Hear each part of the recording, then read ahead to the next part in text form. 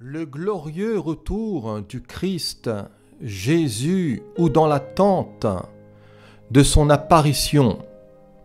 Dans 1 Timothée au chapitre 6 au verset 13, l'apôtre Paul dira « Je te recommande devant Dieu qui donne la vie à toute chose et devant Jésus-Christ qui fit une belle confession devant Ponce Pilate, de garder le commandement et de vivre sans tâche, sans reproche, jusqu'à l'apparition de notre Seigneur Jésus-Christ que manifestera en son temps le bienheureux et seul souverain, le roi des rois et le Seigneur des seigneurs, qui seul possède l'immortalité, qui habite une lumière inaccessible, que nul homme n'a vu ni ne peut voir, à qui appartiennent l'honneur et la puissance éternelle. Amen. Alors concernant le glorieux retour du Christ Jésus et de sa date inconnue, nous pouvons dire que ce temps a été un temps prédit premièrement par les prophètes. Et prédit par les prophètes de l'Ancien Testament, mais également du Nouveau Testament. Dans Daniel, chapitre 7, au verset 13, il est dit « Je regardais pendant mes visions nocturnes, et voici, sur les nuées des cieux, arriva quelqu'un de semblable à un fils de l'homme. Il s'avança vers l'Ancien des jours, et on le fit approcher de lui. On lui donna la domination, la gloire et le règne, et tous les peuples, les nations et les hommes de toute langue le servirent. Sa domination est une domination éternelle qui ne passera point et son règne ne sera jamais détruit. Alors bien sûr, c'est le règne futur du Messie, le règne messianique que nous attendons. Dans le Nouveau Testament, Jude, dans son épître au verset 15, dira « À eux aussi s'applique la prophétie d'Enoch, le 7e patriarche depuis Adam, qui dit « Voici, le Seigneur va venir, et le Seigneur va venir avec ses milliers d'anges pour exercer son jugement sur tous et pour faire rendre compte à tous ceux qui ne le respectent pas de tous les actes qu'ils ont commis dans leur révolte, et de toutes les insultes que ces pécheurs sacrilèges ont proférées contre lui. » Alors si le retour du Christ et du Christ Jésus a été prophétisé par les prophètes, ce retour a été prophétisé par Jésus lui-même. Dans Matthieu 25, verset 31, Jésus dira quand le Fils de l'homme, c'est Jésus qui parle, et il dira quand le Fils de l'homme viendra dans sa gloire, avec tous ses anges, il prendra place sur son trône glorieux. Tous les peuples de la terre seront rassemblés devant lui. Alors il les divisera en deux groupes, tout comme le berger fait le tri entre les brebis et les boucs. Il placera les brebis à sa droite et les boucs à sa gauche. Le retour du Christ Jésus et son retour glorieux a été aussi prophétisé par les apôtres. Et dans Acte 3, verset 21, Pierre dira « Repentez-vous donc et convertissez-vous pour que vos péchés soient effacés, afin que des temps de rafraîchissement viennent de la part du Seigneur, et qu'il envoie celui qui vous a été destiné, Jésus-Christ, que le ciel doit recevoir, jusqu'au temps du rétablissement de toutes choses. » Voilà, jusqu'au temps du rétablissement de toutes choses, dont Dieu a parlé anciennement par la bouche de ses saints prophètes. Paul, en 1 Timothée 6, verset 13, a prophétisé aussi cela, et il dira à Timothée « Je te recommande devant Dieu, qui donne la vie à toutes choses, et devant Jésus-Christ qui fit une belle confession devant Ponce Pilate, de garder le commandement, et de vivre aussi sans tâche, sans reproche, c'est ce que nous avons lu tout à l'heure, jusqu'à l'apparition de notre Seigneur Jésus-Christ, que manifestera en son temps le bienheureux et seul souverain, le roi des rois et le Seigneur des seigneurs, à qui seul possède l'immortalité, qui habite une lumière inaccessible, que nul homme n'a vu ni ne peut voir, à qui appartiennent l'honneur et la puissance éternelle. Amen. Alors jusqu'à l'apparition. Dans ce nom féminin apparition en grec, cela a ce sens d'une apparition, cela a ce sens dans le grec d'une comparution, une apparence souvent utilisée pour la manifestation glorieuse des dieux dans le grec, et en particulier pour leur venue pour secourir. C'était dans la culture grecque. Alors dans le Nouveau Testament, cela dénote l'avènement, et dans le Nouveau Testament, cela dénote l'avènement de Christ, et pas seulement celui par lequel est apparu son pouvoir de salut pour l'humanité, mais aussi son retour illustre depuis les cieux vers la terre et qui aura lieu dans le futur. Maranatha, Seigneur, viens. Que l'Esprit et l'Épouse disent viens. Nous croyons que son avènement est proche, nous croyons que les temps se précisent, nous croyons que le salut est plus près de nous que lorsque nous avons cru et qu'il va y avoir une pleine révélation de cela. Aussi, nous attendons à lui. Et nous soupirons en nous-mêmes, comme dira l'apôtre, désirant ainsi revêtir notre domicile céleste et ce corps glorieux de résurrection. Alors, généralement traduit par aussi éclat, apparition, avènement, manifestation. Alors de vivre ici sans tache, sans reproche, jusqu'à l'apparition de notre Seigneur Jésus-Christ, ce nom féminin apparition a été trouvé dans 6 versets. Nous le retrouvons dans 2 Thessaloniciens 2, verset 8, où il est dit « Et alors paraîtra l'impie que le Seigneur Jésus détruira par le souffle de sa bouche et qu'il anéantira par l'éclat de son avènement. » Voilà, par l'éclat de son avènement, que le Seigneur, voyez-vous, agira et réglera aussi, voyez-vous, ce qu'il aura à régler, particulièrement avec la bête, avec le faux prophète, et avec tout son système despotique. Dans 2 Timothée 1,8, « Mais souffre avec moi pour l'évangile, dira Paul à Timothée, par la puissance de Dieu qui nous a sauvés, nous a adressé une sainte vocation, non à cause de nos œuvres, mais selon son propre dessein et selon la grâce qui nous a été donnée en Jésus-Christ avant les temps éternels et qui a été manifestée maintenant par l'apparition de notre Sauveur Jésus-Christ qui a détruit la mort et a mis en évidence la vie et l'immortalité par l'Évangile. Dans 2 Timothée 4.1, je t'en conjure devant Dieu et devant Jésus-Christ, qui doit juger les vivants et les morts, et au nom de son apparition, voilà, et de son royaume, et au nom de son apparition et de son royaume, prêche la parole, insiste, en toute occasion favorable au non reprend, censure, exhorte avec toute douceur et en instruisant. Dans 2 Timothée 4, 8, désormais, dira l'apôtre, la couronne de justice m'est réservée. Le Seigneur, le juste juge, me la donnera dans ce jour-là, et non seulement à moi, mais encore à tous ceux qui auront aimé son avènement. Voilà. Dans Tite 2, verset 13, car la grâce de Dieu, source de salut pour tous les hommes, a été manifestée, elle nous enseigne à renoncer à l'impiété et aux convoitises mondaines et à vivre dans le siècle présent selon la sagesse, la justice et la piété, en attendant la bienheureuse espérance et la manifestation de la gloire du grand Dieu et de notre Sauveur Jésus-Christ qui s'est donné lui-même pour nous afin de nous racheter de toute iniquité et de se faire un peuple qui lui appartienne, purifié par lui et zélé pour les bonnes œuvres. Alors dans le temps de cette apparition, dans le temps de cette révélation, de cette manifestation, de cet avènement, marchons, voyez-vous, et apprenons à marcher par la foi, dans l'obéissance de la foi, et à vivre aussi sans tâche et sans reproche jusqu'à son avènement. Je te recommande devant Dieu qui donne la vie à toutes choses, et devant Jésus-Christ, qui fit une belle confession devant Ponce Pilate de garder le commandement et de vivre sans tâche, sans reproche, jusqu'à l'apparition de notre Seigneur Jésus-Christ. Et de vivre sans tâche ici, qui est la définition de aspélos, qui signifie immaculé, sans tâche, irréprochable, sans vice, non souillé. Alors aspélos, qui a été retrouvé dans 3 autres versets, dans Jacques chapitre 1 verset 27, où il est dit que la religion pure et sans tache devant Dieu notre Père consiste à visiter les orphelins et les veuves dans leur affliction et à se préserver des souillures, voilà, du monde. Dans 2 Pierre 3 verset 14, c'est pourquoi, bien-aimés, en attendant ces choses, appliquez-vous à être trouvés par lui sans tache, voilà, aspélos, et irrépréhensible dans la paix.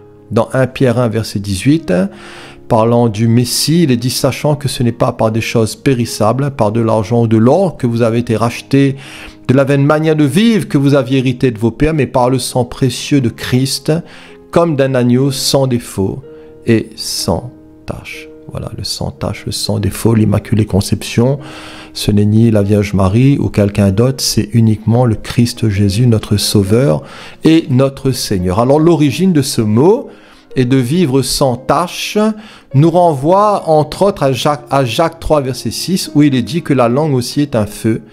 Voilà, c'est le monde de l'iniquité. Et la langue est placée parmi nos membres, souillant tout le corps. Voilà, la langue est placée parmi nos membres, souillant tout le corps, et enflammant le cours de la vie, étant elle-même enflammée par la géhenne. Alors le retour du Christ et du Christ Jésus est en rapport également avec notre sanctification. Voilà, c'est sûr que le Seigneur reviendra, que les uns soient sanctifiés ou non, cela n'empêchera pas son retour. Mais pour nous, voilà, il nous faut nous préparer sérieusement. Voyez-vous, comme dira quelqu'un, ne pas rater le coche. Faire partie, voyez-vous, de ce troupeau d'élus qui goûtera, voyez-vous, non seulement à l'enlèvement, mais à l'avènement du Seigneur, où nous reviendrons, nous régnerons avec lui, où nous jugerons, voyez-vous, également avec lui dans son règne, voyez-vous, millénaire. Alors, la sanctification de notre être et de toute notre être est en rapport, voyez-vous, avec notre espérance concernant l'avènement du Seigneur, et plus particulièrement dans le domaine de la langue et du langage. Je l'ai noté parce que concernant la langue et le pouvoir de la langue, l'apôtre Jacques dira dans son chapitre 3 que nous bronchons tous de plusieurs manières. Si quelqu'un ne bronche pas en parole, c'est un homme parfait, capable de tenir tout son corps en bride. Si nous mettons le mors dans la bouche des chevaux pour qu'ils nous obéissent, nous dirigeons aussi leur corps tout entier. Voici, dira l'apôtre Jacques, même les navires qui sont si grands et que poussent des vents impétueux sont dirigés par un très petit gouvernail au gré du pilote. De même, la langue est un petit membre, et elle se vante de grandes choses. Voici comme un petit feu peut embraser une grande forêt. La langue aussi est un feu. C'est le monde de l'iniquité. La langue est placée parmi nos membres, souillant, voilà, souillant tout le corps et enflammant le cours de la vie, étant elle-même enflammée par la géhenne. Alors toutes les espèces de bêtes et d'oiseaux, de reptiles et d'animaux marins sont domptés et ont été domptés par la nature humaine, mais la langue, dira l'apôtre, aucun homme ne peut la dompter. C'est un mal qu'on ne peut réprimer. Elle est pleine d'un venin mortel. Par elle, nous bénissons le Seigneur notre Père, et par elle, nous maudissons les hommes faits à l'image de Dieu. De la même bouche sortent la bénédiction et la malédiction. Alors, il ne faut pas, mes frères, qu'il en soit ainsi. La source fait-elle jaillir par la même ouverture l'eau douce et l'eau amère? Un figuier, mes frères, peut-il produire des olives ou une vigne des figues? De l'eau salée ne peut pas non plus produire de l'eau douce. Cela va de soi. Alors lequel, dira l'apôtre, d'entre vous est sage et intelligent? Ben, tout simplement qu'il montre ses œuvres par une bonne conduite, avec la douceur de la sagesse. Mais, dira-t-il, si vous avez dans votre cœur un zèle amer et un esprit de dispute, ne vous glorifiez pas et ne mentez pas contre la vérité. Car cette sagesse n'est point celle qui vient d'en haut, mais elle est terrestre, charnelle, diabolique, car là où il y a un zèle amer et un esprit de dispute, il y a du désordre et toutes sortes de mauvaises actions. La sagesse d'en haut est premièrement pure, ensuite elle est pacifique, modérée, conciliante, pleine de miséricorde et de bons fruits, exempte de duplicité, d'hypocrisie. Le fruit de la justice est semé dans la paix par ceux qui recherchent la paix. Alors concernant l'avènement du Seigneur qui est proche, et dans le temps de cette apparition, de cette révélation, de cette manifestation, de son avènement, marchons et apprenons aussi à vivre sans tâche et sans reproche. Alors sans reproche, à ce sens de non répréhensible qui ne peut entraver. Ce qui ne peut être reproché, non soumis à la censure, sans défaut irréprochable. Ce qui nous renvoie entre autres à ce passage de 1 Timothée 3, verset 2, où il est dit « Il faut donc que l'évêque, c'est-à-dire l'ancien, celui qui dirige le peuple du Seigneur, soit irréprochable, voilà, mari d'une seule femme, qu'il soit sobre, modéré, réglé dans sa conduite, hospitalier, propre à l'enseignement. Il faut qu'il ne soit ni adonné au vin, ni violent, mais indulgent, pacifique, désintéressé, Il faut aussi qu'il dirige bien sa propre maison et qu'il tienne ses enfants dans la soumission et dans une parfaite honnêteté. Car si quelqu'un ne sait pas diriger sa propre maison, comment prendra-t-il soin de l'Église de Dieu? Alors cela va de soi, voilà, puisque la première ecclésia, la première Église, c'est la famille, c'est le foyer, et si quelqu'un, voyez-vous, désire cela, d'être ancien dans une assemblée locale, voilà, dans un troupeau qui est là dans une ville, il faut qu'il y ait des critères, voilà, des critères que la parole nous montre. Alors bien sûr qu'un évêque n'est pas quelqu'un de parfait, sans aucun péché, sans aucun défaut de caractère ou que sais-je, mais en tout cas la norme est là, voilà, c'est la norme de la parole, et voilà, n'est pas évêque, n'est pas ancien qui veut. Voilà, il faut vraiment avoir un témoignage, et un témoignage exemplaire. Concernant le glorieux retour, et le glorieux retour du Christ Jésus, cela a été annoncé. Et cela a été annoncé, prophétisé par les prophètes, par Jésus lui-même, par les apôtres, mais ce retour a été aussi annoncé par 2 hommes vêtus de blanc. Dans Acte 1, verset 6, il est dit « Alors les apôtres réunis lui demandèrent « Mais Seigneur, est-ce en ce temps que tu rétabliras le royaume d'Israël ?» Il leur répondit « Ce n'est pas à vous de connaître les temps ou les moments que le Père a fixés de sa propre autorité, mais vous recevrez une puissance, le Saint-Esprit survenant sur vous, et vous serez mes témoins à Jérusalem, dans toute la Judée, dans la Samarie et jusqu'aux extrémités de la terre. » Après avoir dit cela, il fut élevé pendant qu'ils le regardaient, et une nuée le déroba à leurs yeux. Et comme ils avaient les regards fixés vers le ciel pendant qu'ils s'en allaient, voici 2 hommes vêtus de blanc leur apparurent et dirent « Hommes galiléens, pourquoi vous arrêtez-vous à regarder au ciel ? Ce Jésus qui a été enlevé au ciel du milieu de vous viendra de la même manière que vous l'avez vu allant au ciel. » Voilà, c'est merveilleux. Ce Jésus qui a été enlevé au ciel du milieu de vous viendra de la même manière que vous l'avez vu allant au ciel. Alors ce retour glorieux qui a été prédit n'est pas le fruit du hasard. Je l'ai noté, mais c'est quelque chose qui est conforme aux écrits bibliques. Voilà, vous savez, l'Ancien Testament se comprend avec le Nouveau. Le Nouveau se comprend avec l'Ancien, c'est tout un ensemble indissociable, voyez-vous, et nous avons bien besoin du Seigneur puisque toute écriture, toute parole est inspirée de Dieu, est utile pour nous édifier, nous construire, nous sanctifier, pour nous parfaire, pour nous éduquer, pour nous emmener à une certaine maturité, voyez-vous, et nous avons besoin de toute écriture, puisque toute écriture, chaque parole, voyez-vous, chaque mot, chaque point, chaque virgule est inspirée du Saint-Esprit. La Bible nous dit que le ciel et la terre passeront, mais mes paroles ne passeront point.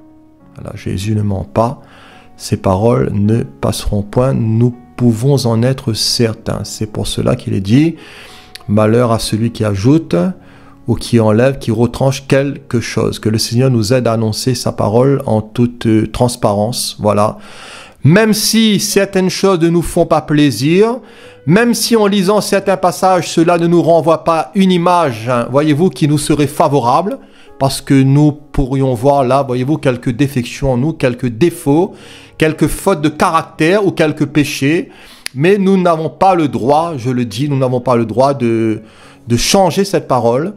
Nous n'avons pas le droit, voyez-vous, de tordre aussi son sens, que le Seigneur nous aide, voyez-vous, à être dans la lignée de l'Esprit, être dans la direction de son Saint-Esprit, et aussi être en harmonie avec sa parole, puisque le ciel et la terre passeront, mais mes paroles ne passeront point. C'est à nous de mettre de l'ordre là où il y a de mettre de l'ordre. C'est à nous, voyez-vous, de réparer ce qui a réparé. C'est à nous, voyez-vous, de pouvoir nous calquer sur le Seigneur. Alors, quels sont les signes précurseurs de son retour? Il y en a beaucoup. Voilà, dans Matthieu 24, j'en ai relevé qu'un seul, puisque la liste est longue. Et nous nous pencherons plus particulièrement sur un seul. Dans Matthieu 24, versets 1 à 5, comme Jésus s'en allait, au sortir du temple, ses disciples s'approchèrent pour lui en faire remarquer les constructions. Mais Jésus il leur dit, voyez-vous tout cela, Je vous le dis en vérité, il ne restera pas ici pierre sur pierre qui ne soit renversée. Ici, les disciples ici qui s'approchèrent pour lui en faire remarquer les constructions. Voilà. Et malheureusement, dans combien de mouvements, voyez-vous, ce qui prime avant tout, c'est la beauté et c'est l'éclat de l'édifice. Voilà, c'est tout le flafla. Voyez-vous, c'est tout ce que l'homme a pu bâtir, construire avec, voyez-vous, les euros, les dollars. Mais je crois que tout cela, voyez-vous, est voué également aussi à la destruction. Alors, il s'assit sur la montagne des Oliviers et les disciples vinrent en particulier lui faire cette question. Dis-nous, quand cela arrivera-t-il et quel sera le signe de ton avènement et de la fin du monde? Ils étaient curieux, voyez-vous, et cela peut nous arriver également, de poser des questions au maître et de chercher à comprendre et à connaître les signes des temps. Mais prenons garde aux dates, voilà, parce que le Seigneur ne nous a pas donné de date, mais nous sommes dans ce temps, dans cette période, voyez-vous, où l'avènement du Seigneur est proche. Alors Jésus leur dit, et Jésus leur répondit, prenez garde que personne ne vous séduise. Voilà, prenez garde que personne ne vous séduise. Eux, ils voulaient savoir quand cela arrivera-t-il, quel sera le signe de son avènement, de la fin du monde. Jésus va leur dire, mais prenez garde que personne ne vous séduise, car plusieurs viendront sous mon nom disant, c'est moi qui suis le Christ, et ils séduiront beaucoup de gens. Alors la séduction. Prenez garde que personne ne vous séduise. Séduise, ici en grec, c'est la définition de planao, qui signifie égarer, amener à s'égarer, conduire hors du droit chemin, s'égarer, errer, conduire hors de la vérité, mener dans l'erreur, tromper, être conduit dans l'erreur, être amené hors du chemin de la vertu, s'égarer, pécher, se séparer ou s'éloigner de la vérité. Des hérétiques également, être emmené dans l'erreur et le péché, généralement traduit par égarer, s'égarer, être dans l'erreur, séduire, tromper, errant. Voilà, ce mot ici en rapport avec la séduction en Matthieu 24, je l'ai relevé, se retrouve au verset 4, 5, 11 et 24. Versets 4 et 5, Jésus leur répondit, prenez garde que personne ne vous séduise. Verset 5, car plusieurs viendront sous mon nom disant, c'est moi qui suis le Christ, et ils séduiront beaucoup de gens. Voilà, ils séduiront beaucoup de gens. Au verset 11, plusieurs faux prophètes s'élèveront et ils séduiront beaucoup de gens. Au verset 24, car il s'élèvera de faux Christ et de faux prophètes, ils feront de grands prodiges et des miracles au point de séduire, s'il était possible, même les élus. Alors ici, il nous est parlé de séduction vraiment à grande échelle, beaucoup et même les élus, dira Jésus. Voilà, beaucoup peut être traduit aussi par le plus grand nombre et les élus. Élus est la signification de eklektos, qui signifie cueilli, choisi, élu, choisi par Dieu pour obtenir le salut à travers Christ. Les chrétiens sont appelés choisis ou élus de Dieu. Le Messie est appelé élu, comme désigné par Dieu pour la fonction la plus élevée, qui se conçoivent, le choix, sélection, le meilleur de son espèce, le plus excellent appliqué également à certains chrétiens. Alors généralement traduit par élu, choisi. Origine, voyez-vous, du mot eklektos vient d'un autre mot grec signifiant choisir, cueillir ou choisir pour soi-même. Choisir un parmi plusieurs, Jésus choisissant ses disciples. Voilà, Jésus qui a choisi les 12. Et c'était son choix. Voilà, il a voulu que les choses soient ainsi. Élire aussi quelqu'un pour une fonction.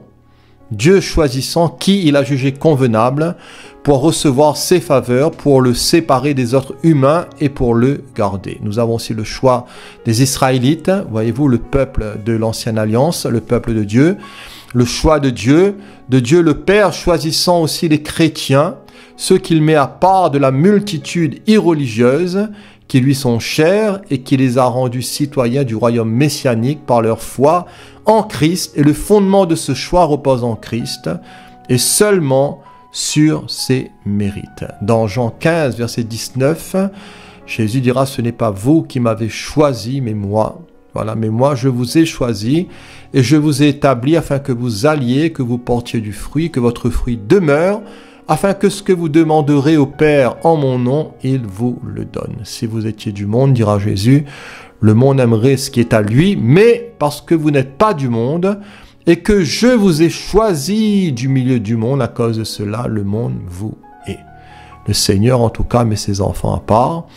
Et le Seigneur met ses enfants à part de la multitude, voyez-vous, réfractaires et religieuses, qui lui sont chers et qui les a rendus citoyens du royaume messianique par leur foi dans le Messie, dans le Christ Jésus. Et le fondement de ce choix repose en Christ et seulement sur ses mérites. Alors Dieu, nous dit la parole, n'a-t-il pas choisi également les pauvres aux yeux du monde pour qu'ils soient riches en la foi et héritiers du royaume qu'il a promis à ceux qui l'aiment, nous dit également l'apôtre Jacques. Alors ce verbe séduise ici, planao, signifie également être dans l'erreur. Dans Matthieu 22, au verset 23, il nous est dit que le même jour, les Sadducéens qui disent qu'il n'y a point de résurrection vinrent auprès de Jésus et lui firent cette question. Maître, Moïse a dit, si quelqu'un meurt sans enfant, son frère épousera sa veuve et suscitera une postérité à son frère. Or, il y avait parmi nous 7 frères. Le premier se maria et mourut, et comme il n'avait pas d'enfant, il laissa sa femme à son frère. Il en fut de même du second, puis du troisième, jusqu'au 7e. Après eux tous, la femme mourut aussi. Voilà. À la résurrection duquel des 7 sera-t-elle donc la femme? Car tous l'ont eu. Jésus leur répondit, vous êtes dans l'erreur. Voilà. Parce que vous ne comprenez ni les Écritures, ni la puissance de Dieu. Car à la résurrection, les hommes ne prendront point de femmes, ni les femmes de Marie, mais ils seront comme les anges de Dieu dans le ciel. Alors heureux celui qui lit et qui comprend les choses qui sont écrites. Je crois que nous avons besoin également de comprendre la pensée du Seigneur, de comprendre les points doctrinaux, de comprendre le cœur de Dieu, de comprendre les grandes vérités fondamentales de sa parole. Que le Seigneur nous aide, voyez-vous, parce que nous ne pouvons pas dire que nous avons tout compris. Voilà, nous ne pouvons pas dire que nous avons tout capté. Et nous avons bien besoin encore d'avancer et de mieux comprendre. Alors, comment comprenons-nous sa parole? Ce verbe séduise signifie également tromper. Et dans 1 Corinthiens 6, verset 9, il est dit, ne savez-vous pas que les injustes n'hériteront point le royaume de Dieu? Ne vous y trompez pas. Voilà, c'est planao encore, ni les impudiques, ni les idolâtres, dira l'apôtre, ni les adultères, les efféminés, ni les infâmes, ni les voleurs, ni les cupides, ni les ravisseurs, ni les outrageux, ni les ravisseurs n'hériteront le royaume de Dieu. Et c'est là ce que vous étiez quelques-uns de vous, mais vous avez été lavés, mais vous avez été sanctifiés, mais vous avez été justifiés au nom du Seigneur Jésus-Christ et par l'Esprit de notre Dieu. Alors pour tous ceux et toutes celles qui vivent dans leur péché et qui y restent, voyez-vous, qui y demeurent, alors point d'aurore pour eux.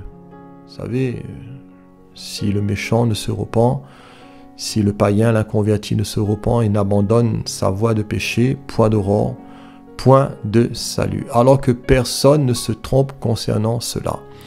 Dans 1 Corinthiens 15, verset 33, il est dit « Ne vous y trompez pas ». Voilà encore. Les mauvaises compagnies corrompent les bonnes mœurs. Attention de vous tromper. Voilà, revenez à vous-même comme il est convenable et ne péchez point. Ne dites pas « Je vais fréquenter qui je veux ». Et cela ne me causera aucun problème, voilà, mais tu en seras imprégné et tu tomberas aussi dans les pièges et dans l'opprobre. Car quelques-uns ne connaissent pas Dieu, dira l'apôtre, je le dis à votre honte, ne vous y trompez pas. Alors le danger des mauvaises compagnies. Revenez à vous-même, dira l'apôtre ici, qui est la définition de eknepho, qui signifie revenir à soi d'une ivresse, quitter l'ivrognerie. Devenir sobre, d'une manière métaphorique, signifie retourner à la sobriété de l'esprit. Alors l'origine de ce mot eknepho vient de ek et de nepho, qui signifie être sobre, être calme et concentré en esprit, être modéré sans passion, circonspect. Dans 1 Thessaloniciens 5, verset 6, il est dit « Ne dormons donc point comme les autres, mais veillons et soyons sobres. » Voilà, c'est nepho. Et au verset 8, il est dit « Mais nous qui sommes du jour, soyons sobres, ayant revêtu la cuirasse de la foi et de la charité, ayant pour casque l'espérance du salut. » L'apôtre Pierre lui dira « C'est pourquoi saignez les reins de votre entendement, soyez sobres, et ayez une entière espérance dans la grâce qui vous sera apportée lorsque Jésus-Christ apparaîtra. » Alors ne vous y trompez pas, les mauvaises compagnies corrompent les bonnes mœurs. Et cela est vrai. Voilà, heureux l'homme, dira le psaume 1er, qui ne marche pas selon le conseil des méchants, qui ne s'arrête pas sur la voie des pécheurs, qui ne s'assit pas en compagnie des moqueurs, mais qui trouve son plaisir dans la loi de l'Éternel et qui la médite jour et nuit. Il sera comme un arbre planté près d'un courant d'eau qui donne son fruit en sa saison et dont le feuillage ne se flétrit point. Tout ce qu'il fait lui réussit. Ce verbe séduire signifie également aussi égarer. S'égarer, être égaré. Et en Tite 3, verset 3, l'homme de Dieu nous rappelle que c'est ce que nous étions. Car nous aussi, nous étions autrefois, nous étions autrefois insensés, désobéissants, égarés, là c'est encore planao, asservis à toute espèce de convoitise et de volupté, vivant dans la méchanceté, dans l'envie, dignes d'être haïs, et nous haïssant les uns les autres. Mais lorsque la bonté de Dieu, notre Sauveur, et son amour pour les hommes ont été manifestés, il nous a sauvés non à cause des œuvres de justice que nous aurions faites, mais selon sa miséricorde par le baptême de la régénération et le renouvellement du Saint-Esprit qu'il a répandu sur nous avec abondance par Jésus-Christ, notre Sauveur, afin que, justifiés par sa grâce, nous devenions en espérance héritiers de la vie éternelle. Alors ici, c'est quelque chose de magnifique, sauvé par grâce et non par les œuvres. En parlant encore de notre ancienne condition, Pierre rajoutera ceci. Il dira, car vous étiez comme des brebis errantes, mais maintenant vous vous êtes retournés vers le pasteur et le gardien de vos âmes. Errante ici, c'est encore planao. Alors restons près du gardien de nos âmes, je l'ai noté, car il est si facile de s'égarer. Et cela est vrai. Et c'est ce que Jacques nous dira dans son chapitre 5 au verset 19, « Mes frères », et il parle ici à des frères et dira, « Si quelqu'un parmi vous s'est égaré loin de la vérité, et qu'un autre l'y ramène, qu'il sache que celui qui ramènera un pécheur de la voie où il s'était égaré, sauvera une âme de la mort et couvrira une multitude de péchés. » Face aussi au contexte des temps difficiles en 2 Timothée 3, Paul dira à Timothée, pour toi, tu as suivi de près mon enseignement, ma conduite, mes résolutions, ma foi, ma douceur, ma charité, ma constance, mes persécutions, mes souffrances. À quelle souffrance, dira l'apôtre? N'ai-je pas été exposé à Antioche, à Icône, à Lystre? Quelle persécution n'ai-je pas supporté? Et le Seigneur m'a délivré de toutes. Or, tous ceux qui veulent vivre pieusement en Jésus-Christ seront persécutés, mais les hommes méchants et imposteurs, dira l'apôtre, avanceront toujours plus dans le mal, égarant les autres et égarés eux-mêmes. Voilà, les gens méchants, les hommes méchants et imposteurs, ils vont avancer de plus en plus dans l'impiété, dans l'injustice, ils vont égarer les autres et ils vont aussi s'égarer eux-mêmes. Et voyez-vous, chers amis, nous sommes dans ces temps et nous sommes dans des temps d'égarement, nous sommes dans des temps d'apostasie, nous sommes vraiment dans les temps de la fin, dans des temps d'errance, voyez-vous, et de grande séduction spirituelle. Voilà, ce matin, j'étais allé faire quelques courses et il y avait une dame qui m'a dit, voilà, monsieur, les prophéties de la semaine. Et je lui ai dit, madame, c'est quoi les prophéties de la semaine? Et elle a commencé à me parler des révélations de la Vierge Marie. Alors je lui ai expliqué la parole, voyez-vous, elle était là, un peu en colère. Mais je lui ai dit clairement que Marie ne vous entend pas, madame. Voilà, c'est une illusion, c'est une séduction, puisqu'il y a un seul Dieu et un seul médiateur entre Dieu et les hommes, c'est Jésus-Christ, homme. Voilà, Jésus-Christ fait homme, le Dieu fait chair. Alors un aveugle peut-il conduire un aveugle? Impossible. Ainsi, la première mise en garde de Jésus en Matthieu 24 concernant les signes précurseurs de son retour, c'est la séduction. La séduction, séduise en grec, c'est la définition de planao, je le rappelle, et signifie égarer, amener à s'égarer, conduire hors du droit chemin, s'égarer, errer, d'une manière métaphorique, conduire hors de la vérité, mener dans l'erreur, tromper, être conduit dans l'erreur, être amené hors du chemin de la vertu, s'égarer, pécher, se séparer ou s'éloigner de la vérité. Des hérétiques également, être emmené dans l'erreur et le péché, généralement traduit par égarer, s'égarer, être dans l'erreur, séduire, tromper, errant. Alors une question que je me suis posée, et que la parole bien sûr y répond, est celle-ci, quelle pourrait être l'une des plus grandes séductions? Voilà, je vous pose à vous la question, quelle pourrait être l'une des plus grandes séductions?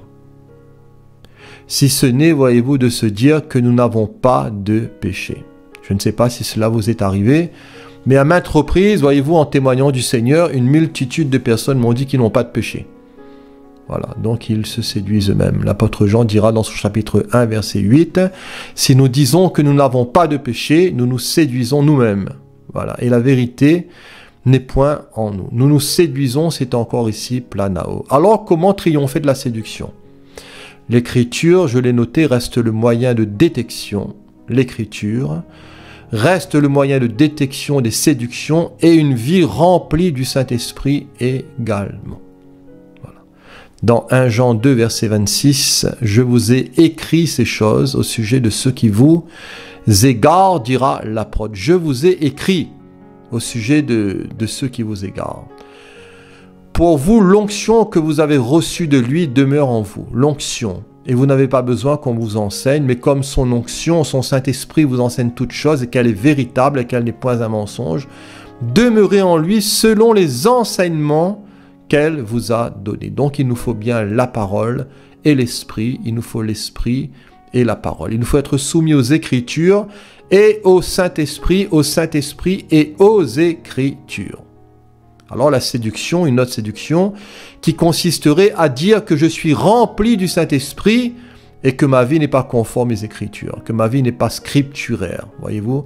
Alors cela serait aussi également une séduction. Alors Seigneur, aide-nous, oui, aide-nous à évoluer dans les choses, à grandir et à comprendre. L'Écriture reste le moyen de détection des séductions et une vie également remplie du Saint-Esprit.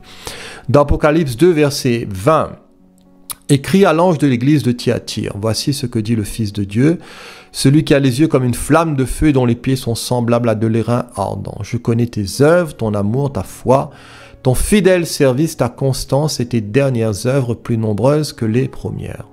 Mais ce que j'ai contre toi, c'est que tu laisses la femme Jézabel qui se dit prophétesse enseigner et séduire mes serviteurs. Ce que j'ai contre toi, dira le Seigneur à cette église de Thyatire, c'est que là, tu laisses la femme Jézabel qui se dit prophétesse enseigner et séduire mes serviteurs pour qu'ils se livrent à l'impudicité et qu'ils mangent des viandes sacrifiées aux idoles. Alors je lui ai donné du temps, parce que le Seigneur est bon, afin qu'elle se repentisse.